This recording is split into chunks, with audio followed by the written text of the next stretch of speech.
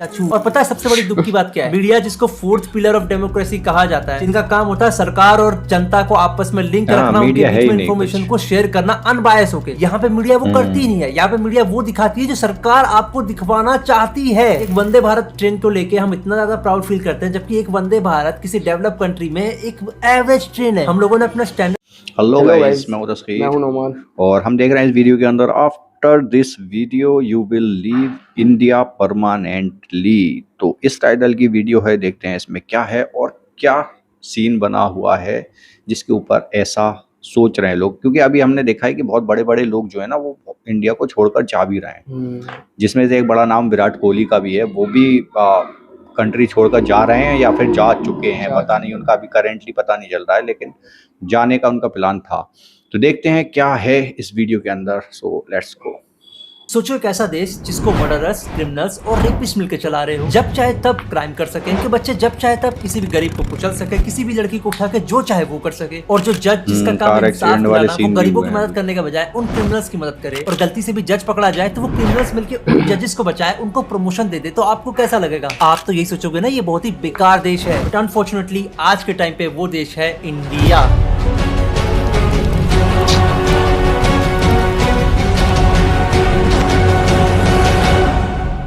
India बर्बाद हो रहा है। बस फर्क इतना है, पहले कांग्रेस ने किया, अब बीजेपी कर रही है। गरीब बंदा झूठे केस के लिए 40 साल जेल काटता है, और वहीं एक करप्ट जज 15 करोड़ का भी स्कैम कर दे, पुलिस उसको गिरफ्तार करने के बजाय उसके सारे सबूत मिटा देती है। यहाँ पे इंसाफ इस बेसिस पे नहीं मिलता कि आप कितने ईमानदार हो, यहाँ पे इंसाफ मिलता है उस बेसिस पे कि आप कितने पावरफुल और पैसे वाले हो। और मीडिया जिनका काम है सच दिखाना, वो सिर्फ रूलिंग पार्टी की दलाली करने में लग जाती है। नेपाल का जेनजी बोल रहा है कि अगर मोदी जैसे नेता होते तो नेपाल की ये हालत ही नहीं होती।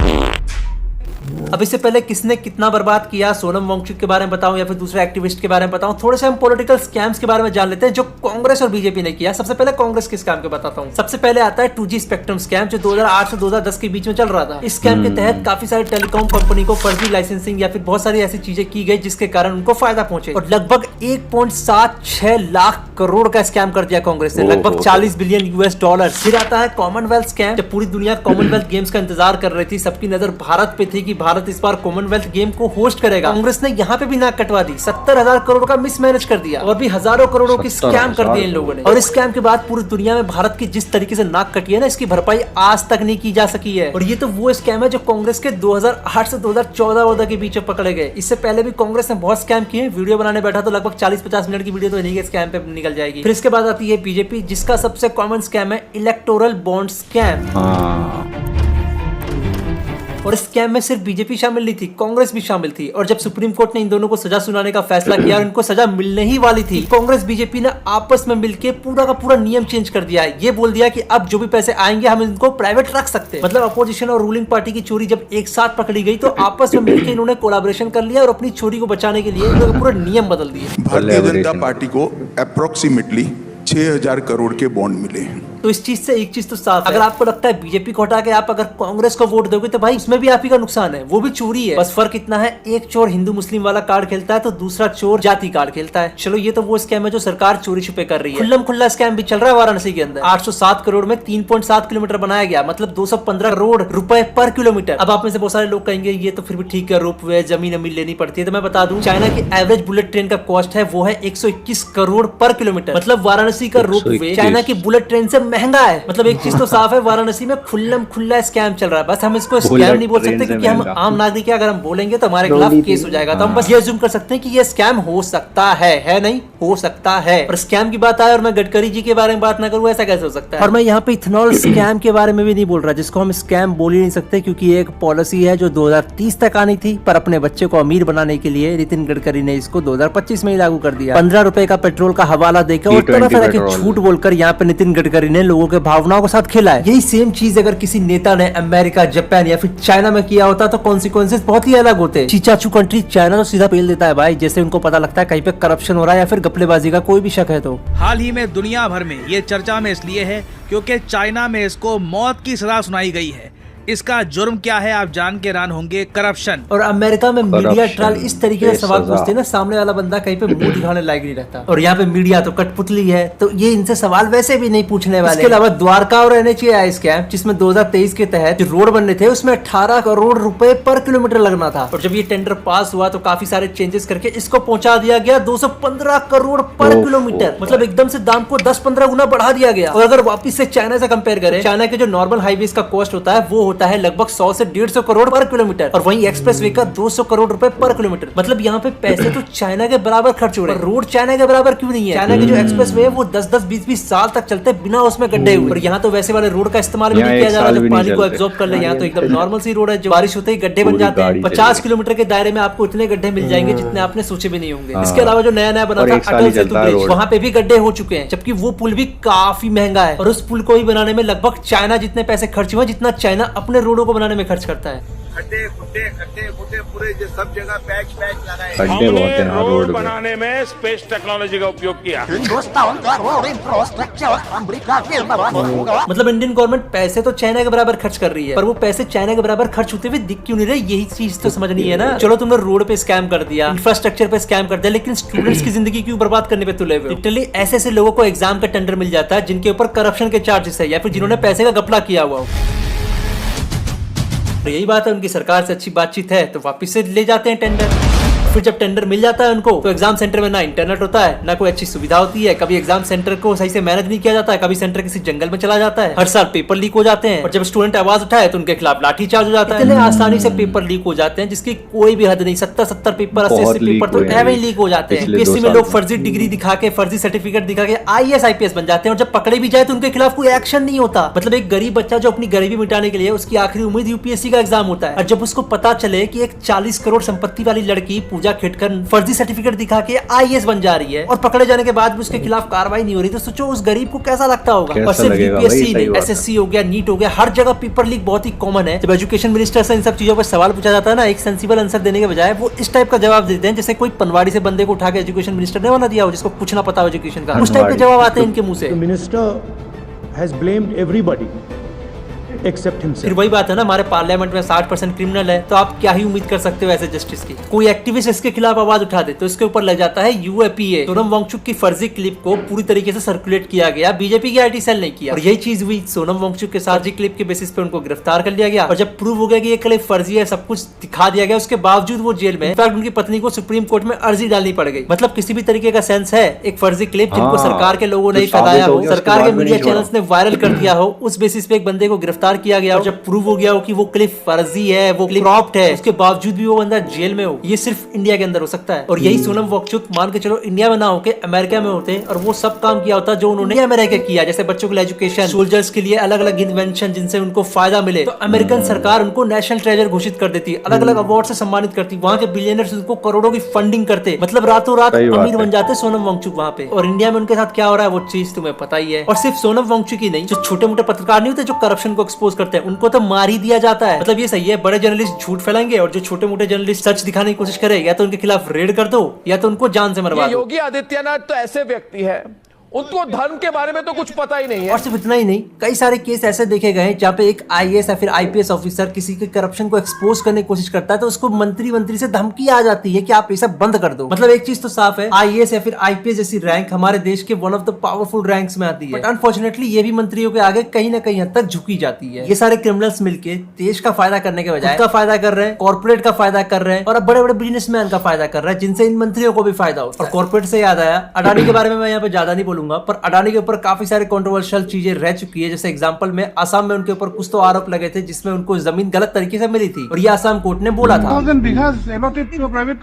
उसी तरीके से अडानी के ऊपर काफी सारे ऐसे मामले हैं जिसमें ये देखा गया है कि मोदी जी उनको फेवर करते हैं हर टेंडर को दिलाने में। 2022 में महाराष्ट्र का Tarali river project Adani greens को मिल गया। अगले साल अदानी को इस प्रोजेक्ट में इन्वायरमेंट मिनिस्ट्री से कुछ बड़े चेंजेस अप्रूव करवाने थे, जैसे डैम को लगभग 100 मीटर और चौड़ा करना, इसके अलावा किसानों की 40 एकड़ जमीन और एक्वायर करनी। अब इन्वायरमेंट मिनिस्ट्री के पास एक 7 बंदों की एक्सपर्ट अप्रेजल कमेटी होती है जो देखती है कि किसी भी प्रोजेक्ट का इन्वायरमेंट पे असर क्या होगा और फिर उसे रिजेक्ट या अप्रूव करती है। तो जब अदानी की ये प्रोजेक्ट फाइल अप्रूवल के लिए इस कमेटी के सामने आई तो इस कमेटी ने अपनी पहली ही मीटिंग में इन चेंजेस को ग्रीन सिग्नल दे दिया। लेकिन बाद में पता चलता है कि 7 एक्सपर्ट की कमेटी में जनार्दन चौधरी नाम का एक बंदा भी बैठा था। आप एक बार इसका नाम गूगल करो, आपको दिखेगा ये अदानी ग्रीन कंपनी में एडवाइजर है। अदानी साहब, आप मुझे एक चीज बताओ, अगर आप 3 घंटे का पेपर बैठकर लिखो और उसे चेक करने वाला आपका अपना ही एम्प्लॉय हो तो आप किसी भी हालत में फेल तो नहीं हो सकते। अब ये कितना सच है कितना नहीं, इस बारे में मैं ज्यादा नहीं बोल सकता क्योंकि वीडियो टेक डाउन हो जाएगी और इतने बड़े आदमी के ऊपर तो बोलने से पहले 2 बार सोचना पड़ता है। पर अगर रामदेव का एग्जांपल ले तो रामदेव को उत्तराखंड में जमीन मिल गई आसानी से। क्यों मिल गई? क्योंकि ये अपने ही कंपनियों के साथ आपस में टेंडर वाला कंपटीशन लड़ रहे थे। करप्शन हमारे देश में इस तरीके से सड़ चुका है ना, साफ साफ पता चल रहा है कि हमारे देश को क्रिमिनल्स चला रहे और चला ही नहीं रहे, ये तो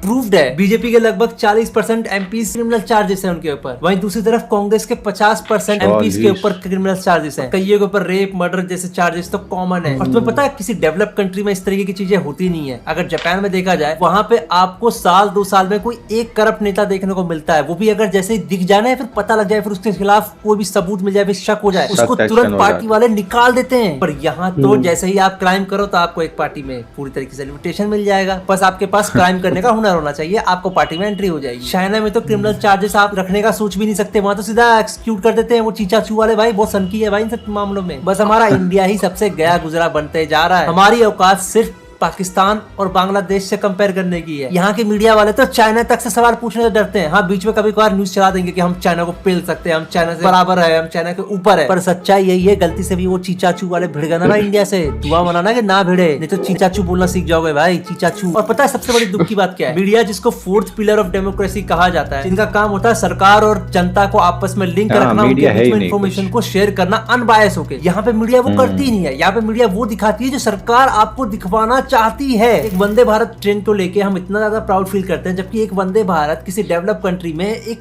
एवरेज ट्रेन है। हम लोगों ने अपना स्टैंडर्ड इतना कम कर दिया है कि एक वंदे भारत में हमको लग्जरी लगने लगा है, जबकि इसी वंदे भारत के अंदर एक पैसेंजर को कोई पॉलिटिशियन मार के चला जाता है और उसके खिलाफ पुलिस एक्शन कुछ हो नहीं पाता है। यहाँ की रूलिंग पार्टी पावर में आता ही अपने ऑफिस पे ऑफिस बनाया जा रहा है। इनफैक्ट बीजेपी के इतने ऑफिस है इंडिया में, आपको गाँव गाँव पे आपको 5 स्टार लेवल का इंफ्रास्ट्रक्चर देखने को मिल जाएगा बीजेपी ऑफिस का। इतना घपला तो कांग्रेस ने किया, उसके बाद भी कांग्रेस ने कहीं पे भी अपने ऑफिस नहीं बनाए, पर बीजेपी के ऑफिस हर जगह। इनफैक्ट वो जो रेखा गुप्ता आई ना दिल्ली में, आते ही सबसे पहले अपना ऑफिस का इनॉग्रेशन कर दिया। मतलब स्कूल जाए भाड़ में, हॉस्पिटल जाए भाड़ में, हम बनाएंगे अपना ऑफिस। लाखों करोड़ों के फ्लैट्स तो ऐसे ही बांट दिए गए। पर अनफॉर्चुनेटली ज्यादातर वोट देने वाली जनता अभी भी बहुत ही ज्यादा घुड़ी है। उनको कुछ समझ में आता ही नहीं कि सरकार कर क्या रही है। वो बस वोट देंगे, अच्छा ये यादव है, हम भी यादव है, अच्छा तू जय भीम वाला है, हम भी नीलाल दिल जय भीम वाला है, ये ले वोट ले वोट ले वोट ले वोट ले। और जब तक ऐसे जाति और धर्म के नाम पे वोट दिया जाएगा तब तक हमारे देश में बिल्कुल भी तरक्की नहीं आने वाली। और जब तरक्की नहीं आती तो आपको पता है हमारे देश की इकोनॉमी और जीएसटी पे उतना ज्यादा असर पड़ता नहीं है, वो घटता ही जाता है। एग्जाम्पल के लिए मोदी जी ने खुद ही जीएसटी लाए, जो की बहुत ही ज्यादा बेकार रूल था शुरू में, और जब जीएसटी को हटाया तो इस तरीके से मार्केट किया गया जैसे जीएसटी भाई किसी दाना वाना में लगाया था। मोदी जी एकदम वहाँ पे ईश्वर बन के आए और जीएसटी हटाया और एकदम से महान काम कर दिया। यहाँ भी इन्होंने क्या गपलेबाजी की, आगे नोटबुक पे हम लोग जीएसटी को 0% कर देंगे, हम स्टूडेंट का भला सोचते हैं, हमें स्टूडेंट की चिंता है। पर क्या किया इन लोगों ने, कागज पे जीएसटी बढ़ा दिया, 12 से 18 कर दिया। अब भाई नोटबुक भी तो कागज से ही बनता है ना। तो ओवरऑल जो नोटबुक पहले 104 रुपए की मिल रही थी वो 118 रुपए की हो गई, जो नोटबुक 50 की मिल रही थी वो 60 रुपए तक की हो गई। अरे जनता को बेवकूफ समझाए, कम से कम स्टूडेंट का तो सोचो। आज की जनजी ऑडियंस इतनी आसानी से बेवकूफ नहीं बनने वाली। और हमारी घोड़ी मीडिया सवाल पूछने के बजाय वहां पे वापस से गुणगान करने लगती है, वाह सरकार ने सिस्टम हिला दिया भाई, सरकार सिस्टम सिस्टम। और हमारा देश कभी भी इनोवेशन के बारे में सोचता ही नहीं, जैसे चाइना सोचता है। टेस्ला इंडिया में गाड़ी बेचना चाहती थी, जिस दाम पे वो बाहर बेचती है, उनके लिए उनको एक एक्सपेरिमेंट करना होता है, जिसके लिए उनको कुछ कार्स के लिए इंपोर्ट टैक्स या फिर आप बोलो जब हम गाड़ी को मंगवाते हैं उसका टैक्स खत्म करना चाहती थी, ताकि वो टेस्ट कर सके मार्केट में किस तरीके से हम कार को बेच सकते हैं। पर इंडियन गवर्नमेंट ने इनको पूरी तरीके से मना कर दिया, बोला फैक्ट्री लगाओ तभी हम बेचने देंगे। इन सब चीजों से पता है क्या होता है, कोई भी कंपनी मार्केट को टेस्ट कर पाती नहीं, और मार्केट को टेस्ट किए बिना फैक्ट्री लगाना किसी भी कंपनी के लिए आसान नहीं होता, तो वो नहीं लगाए। On the other hand China इस टाइप की फ्रीडम देता है कंपनी को, आओ हमारे मार्केट को टेस्ट करो, अगर अच्छा लगे तो फैक्ट्री लगा देना। और यही चीज टेस्ला ने चाइना में किया, और चाइना में आज टेस्ला की इतनी बड़ी कंपनी है कि वहाँ पे हजारों लोग नौकरी करते हैं। पर यही विजन हमारे इंडियन गवर्नमेंट में नहीं है। इंडियन गवर्नमेंट को चाहिए तो टैक्स, या फिर उनको अच्छे से पता है अगर टेस्ला इंडिया में आ गई, टेस्ला की फैक्ट्री इंडिया में बन गई, उन्होंने मार्केट टेस्ट कर लिया तो हमारे इंडियन ब्रांड की बैंड बच जाएगी, हमारे इंडियन ब्रांड को कॉम्पिटिशन मिल जाएगा, उनको गाड़ी अच्छी करनी पड़ जाएगी। और वोट के नाम पे ये लोग जो कितना खुल्लम खुल्ला पैसा बांटते हैं ना, 7,500 करोड़ बिहार इलेक्शन में दे दिया, फिर स्टूडेंट को हर महीने 1000 देने का वादा करते दिया गया। इन लोगों ने बिल्कुल ही मजाक समझ रखा है देश को। आज हमारे देश के ऊपर इतना कर्जा है ना जितनी कोई हद नहीं है। मतलब इलेक्शन का बजट 7,500 करोड़, इससे कम बजट तो इसरो के साइंटिस्ट लोगों का है। उनको भी इतना पैसा नहीं मिलता। अगर उनको इतना पैसा मिले तो वो लोग क्या क्या ना करते हैं हमारे देश के लिए। पर इसरो के साइंटिस्ट से ज्यादा, हमारे हॉस्पिटल से ज्यादा, हमारे स्कूलों ज्यादा खर्चा कहाँ होता है? इलेक्शन के वोट लेने के लिए। मतलब इनको अपने देश की चिंता नहीं है, इनको बस अपने वोट्स की चिंता है। कभी ये कहेंगे संस्कृत हमारी साइंटिफिक भाषा है, कभी ये लोग किसी पाखंडी बाबा से मिलने चले जाते हैं और ज्यादा पाखंड को बढ़ावा देते हैं। और मोदी जी का तो अलग ही हिसाब है, इतनी फोटो लेते हैं, इतनी फोटो लेते हैं, इतनी फोटो तो भाई कांग्रेस वाले भी नहीं लेते। वो बस सुमड़ी में अपना स्कैम करते हैं, कभी भी इस चीज को फोटो लेके अपना वो फोटो शूट नहीं करते भाई। अपने आपको जॉन अब्राहम नहीं समझते कांग्रेस वाले। इन द एंड इस वीडियो को अगर शॉर्ट समरी कहा जाए तो इस वीडियो में मेरा कहने का मतलब यही था, हमारे देश में करप्शन अब इस तरीके से हद हो चुकी है कि किसी न किसी को तो आवाज उठानी पड़ेगी। चाहे मैं उठाऊं, अगर मेरे बदौलत अगर 10 लोगों को भी मैं इंस्पायर कर पाता हूं, वो 10 लोग भी किसी और 10 को कर पाते तो मेरे लिए इतना ही काफी है। मेक श्योर सरकार से सवाल पूछो, उनसे ट्विटर पे सवाल पूछो, उनको क्रिटिसाइज करो लिमिट में रह के। लिमिट में नहीं रहोगे तो आपको पेल दिया जाएगा। मीडिया सवाल पूछो जो उनकी दलाली करती है। और इन द एंड मेरा बस एक ही मोटिव है, हमारा देश करप्शन फ्री बने। चाहे इसके लिए मेरे को कितनी भी आवाज उठानी पड़े मैं उठाऊंगा, क्योंकि ये सब देखा नहीं जाता भाई। एक लेवल तक देखा जाता है, पर ना ज्यादा करप्शन देखने के बाद ना किसी का भी इंसान का दिमाग घूम सकता है। बट कोई नहीं, जो होगा देखा जाएगा। तब तक के लिए गाइस आशा करता हूं आपको वीडियो पसंद आई होगी। नहीं पसंद आई कोई बात नहीं, भाड़ में जाओ, पर चैनल को सब्सक्राइब कर जाओ, अनसब्सक्राइब करते मत करना। हम मिलते हैं आपसे अगली वीडियो में, तब तक के लिए सायोनारा। भाई पैसे कमाओ, चीचाचू कंट्री चाइना चले जाओ। नहीं यार चाइना मत जाओ, वहाँ सारे गोबर वोबर कुछ भी खा लेते हैं सारे। जापान जाओ, जापान जापान।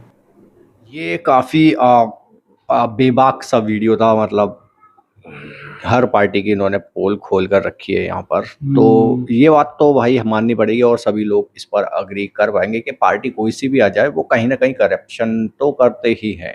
मतलब कहीं ना कहीं स्कैम हो ही जाते हैं, घपलेबाजी कहीं ना कहीं हो कोई ज्यादा करता है कोई कम करता है, बस ये फर्क आता है। लेकिन कुछ ना कुछ घपलेबाजी, पैसा बनाना और होता है यहाँ पे। तो ये पार्टियों में अलग अलग फर्क होता है, लेकिन ये चीज़ देखनी पड़ेगी भाई दूसरी कंट्रीज से मुकाबला हम जो कर रहे हैं। और यहाँ से जो बहुत ज़्यादा आप देखोगे ना गूगल करके, तो बहुत ज़्यादा अभी कुछ सालों से जो इंडियंस जो छोड़कर जा रहे हैं, विदेश में रह रहे हैं, उनका परसेंटेज कितना बढ़ गया है।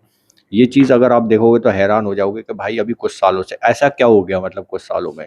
तो ये करप्शन एक मुद्दा कह सकते हो। दूसरा बहुत सारी चीज़ें जो चलती हैं, लड़ाई झगड़े, कम्युनिटीज़ की लड़ाई और एक दूसरे को ऊंचा नीचा दिखाना, मतलब हम ऊंचे हैं तुम नीचे हो, इस टाइप की जो बढ़ता जा रहा है ना बिहेवियर। तो उस चीज़ से बचने के लिए जो जिन पर है पैसा वो लोग चले जाते हैं। विराट कोहली जैसा इंसान जा सकता है देश छोड़कर, तो आप सोच सकते हो कितने और लोग गए होंगे। थी बहुत सारी चीज़ें इन्होंने, रोड्स वगैरह जो हैं उससे अग्री करेगी पब्लिक। हम भी कहते हैं कि भाई बहुत, जब भी हम रोड्स पर निकलते हैं तो कहीं ना कहीं 1-2 साल के अंदर ही नया रोड पड़ा होता है, वो 1-2 साल में ख़राब हो जाता है, गड्ढे वड्ढे हो जाते हैं, ये सारी चीज़ें। तो स्कैम्स का तो सबको पता ही है भाई। अब आम आदमी क्या कर सकता है, वो यूज टू हो जाता है, कहता है कि वो सरकार बेकार है, वो वाली सरकार बेकार है, उसने गड्ढे करे हैं, ये स्कैम करा है, सड़कें बेकार बनाई हैं, लेकिन उसके बाद फिर यूज टू हो जाता है, उससे बच कर निकलने लगता है। वो क्या कर सकता है, ये एक बड़े लेवल पर हो सकता है, चेंज हो सकता है। तो भाई या तो कोई पार्टी सुधरे या इंसान सुधरे जो वोट दे रहे हैं, वो एजुकेटेड हो कि भाई हमें किसको चुनना है किसको नहीं चुनना है, तब जाकर कुछ चेंज आ सकता है। यहाँ पर अगर चलती भी है तो फिर एक जिस पे पावर होती है या तो उसकी सुनी जाती है, बाकी आम इंसान तो नॉर्मल है। उनकी कितने सारे केस बताए इन्होंने, बहुत सारे बताए थे। उन्होंने ये भी बताया था अगर पार्टी आती है तो कोई जाति के लिए लड़ती है, कोई हिंदी मुस्लिम के लिए लड़ती है, मतलब अपना अपना देखते हैं, अपना अपना देख रहे हैं भाई। सोनम वांगचुक का भी लेटेस्ट केस है लद्दाख वाला, उनका वो बेगुनाह साबित भी हो गए। वो क्लिप जो थी वो झूठी निकली, फिर भी उनको छोड़ा नहीं गया। आप सोचो 40-40 साल झूठे केस में कोई सजा काट रहा है, कोई जज के ऊपर इल्जाम है वो साबित हो गया तो उसको भी मतलब सजा नहीं मिली। तो ऐसे सिस्टम में कैसे कोई ग्रोथ कर सकती है कंट्री भाई, आप खुद सोच सकते हो। तो इस सिस्टम को चेंज करना पड़ेगा भाई। बाकी देखते हैं भाई फ्यूचर में क्या होता है। आप लोग क्या कहते हो कमेंट सेक्शन में बताओ। एंड करते हैं वीडियो को। Bye bye, take care.